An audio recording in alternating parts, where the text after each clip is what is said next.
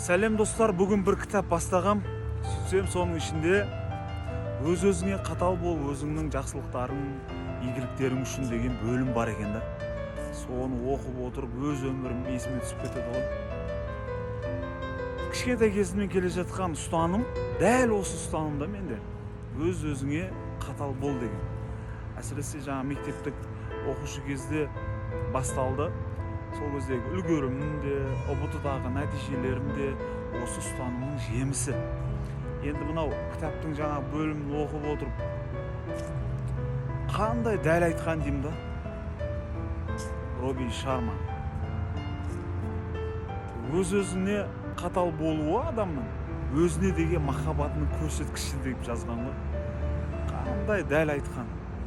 Достар, осы әйтеуір бір адамға болсын пайдам тисін деп видеоны түсіріп жатқам. Өз-өздеріңізге қатал болыңыздар. Қазірден бастап өз-өзіңізге қатал болып бастасаңыз, тағдырдың қарым-қатынасы сізге деген жұмсақ болып бастайды.